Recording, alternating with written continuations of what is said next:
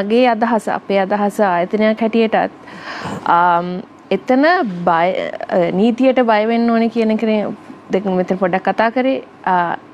මම හිතන්නේ ඒක නීතියට බය වීමට වඩා ඒක එහාට යන්න ඕනේ. නීතියට ගරු කිරීම වෙන්න ඕනේ. බය වීමට වඩා වැරදක් කිරීමට බය කියන එක සහ නීතියට ගරු කිරීම කියන එක දක්වා වැඩි දියුණු වෙන්න ඕන දෙයක්. ඒක බයෙන් එහාට යන්න ඕනේ. මොකද එතකොට තමයි නීතියට ගරු කිරීමට පෙළඹෙන සමාජයක් තියෙනවා නම්, රාජ්‍ය සේවයක් තියෙනවා නම් ඒක ඒ ගරු කිරීම ඇති වෙන්න තමන් තුළ පුරවැසියා තුළ සුපිලිපන් භාවයක් ඇති වෙන්න ඕනේ. ඉන්ටිග්‍රිටි කියන එක. ඉන්ටිග්‍රිටි කියන එක සුපිලිපන් භාවයේ තියෙන පුරවැසියන් ඉන්නවා නම්, රාජ්‍ය සේවකයන් ඉන්නවා නම්, එතකොට සුපිලිපන් කෙනෙක් වැරද්දක් කරන්න, නීතියෙන් වරදක් වන දෙයක් කරන්න පෙළඹෙන්නේ නැහනේ. මොකද සුපිලිපන් භාවය කියන්නේ තමන්ට අවංකවම වැරද්දක් නොකිරීම. එතකොට එතනට එන්න පුළුවන් නම් මම හිතන්නේ අර නීතියට බය කියන එකට වඩා එතනින් එහාට යන්න ඕනේ කියලායි සමාජයක් හැටියට අර මෙතුමා කිව්වා වගේ ආකල්පමය දියුණුවක් වෙන්න ඕනේ. හැබැයි ඒ දියුණුව බයෙන් එහාට යන්න ඕනේ කියන එක තමයි අපේ අදහස. මොකද දැන් අපි අල්ලස් දූෂණයට විරුද්ධ වැඩ කරන ආයතන හැටියට ට්‍රාන්ස්පරන්සි ඉන්ටර්නැෂනල් එක පවා අපිට ළඟා කරගන්න පුළුවන් ඉහළම සාර්ථකත්වය කියලා අපි දකින්නේ කවදා හරි ලංකාවේ සමාජයට අපිව අවශ්‍ය නොවන දවසක. අපි වගේ ආයතනයක් තියෙන්න අවශ්‍ය නොවන දවසකට තමයි අපි අපේ කාර්යභාරය හරියට කරා කියලා අපිට තැනකට එන්න පුළුවන්.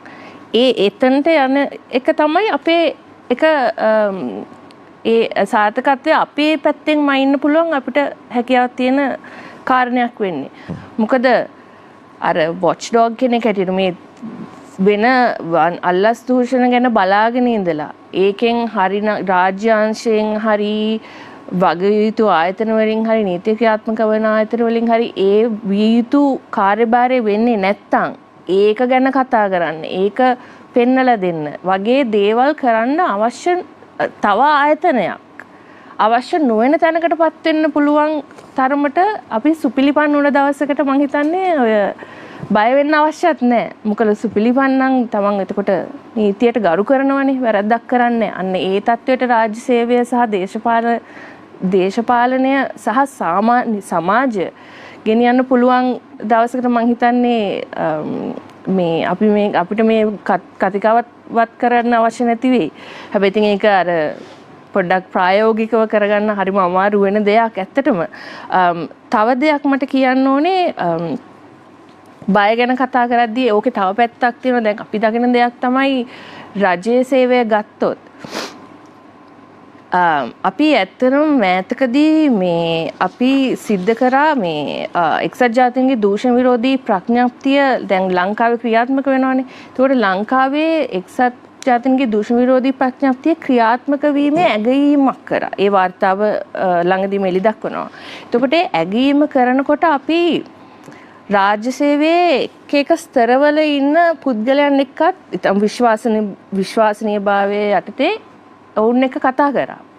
එතකොට ආපු එක කාරණාවක් තමයි ඒකෙන් හෙළි වුණ එක කාරණාවක් තමයි මේ බය කියන එක තියෙනවා. හැබැයි වැරදි දෙයට රාජ්‍යාංශයේ බයක් තියෙනවා පැමිණිලි කරන්න. අක්‍රමිකතා, දූෂණ, අල්ලස් ගැන පැමිණිලි කරන්න බයක් තියෙනවා. ඒක තියෙන්න ඕන බයක් නෙමෙයි. අන්න ඒ බය නැති කරගන්න ඕනේ. එතකොට ඒ බය නැති කරගන්න පොදු ක්‍රමවේදයක් රාජ්‍යාංශයේ තියෙන්න ඕනේ. මොකද ඒ අපි කරපු ඇගීමෙන් අපිට එළිදර වුණා මේ සමහර වෙලාවට රාජ්‍ය ආයතන තුල පැමිණිලි කරන්න වෙන්නේ මධ්‍යස්ථ ස්තරයේ හරි පහළ ස්තරයේ හරි අර මට්ටමේ ඉන්න රාජ්‍ය සේවකයන්ට පැමිණිලි කරන්න වෙන්නේ අක්‍රමිකතාවය කරපු, එහෙම නැත්නම් අක්‍රමිකතාවය කරපු කෙනාව ආරක්ෂා කරන ඒ හැකියාව තියෙන ඉහළ නිලධාරියෙක්ට. එතකොට එහෙම පැමිණිල්ලක් කෙරෙන්නේ නැහැ. මිනිස්සුන්ගේ තියනවාදගේ ප්‍රවණතාවයක් අල්ලසා දූෂණ සම්බන්ධ සහ තොරතුරු දැනගැනීම. අපි ආයතනයක් හැටියට පහුගිය අවුරුදු 2-3 ඇතුළත දැක්කා රාජ්‍යාංශයේ විශේෂයෙන්ම තොරතුරු ලබා දෙන්න නිර්නාමිකව හරි තොරතුරු ලබා දෙනවා අපි ඉන්ෆෝමර්ස්ලා විසල් බ්ලෝවර්ස්ලා කියන්නේ ආක්‍රමිකතා ගැන තොරතුරු ලබා දෙන්න දීමේ වැඩි ප්‍රවණතාවයක් අපි දැක්කා.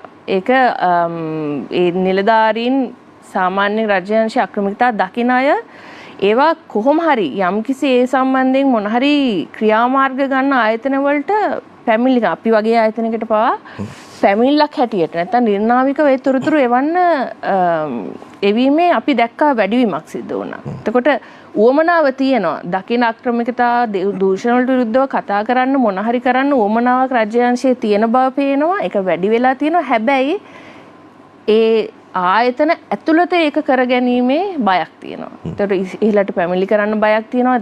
එහෙම පැමිණිලි කරොත් Tamanට විරුද්ධව විනය ක්‍රියාමාර්ග පරිගැනීම් සිද්ධ වෙයි කියලා බයක් තියෙනවා. අන්න ඒ බය මං හිතන්නේ තමයි පොඩ්ඩක් නැති කරන්න ඕන බයක් හැටියට තියෙන්නේ.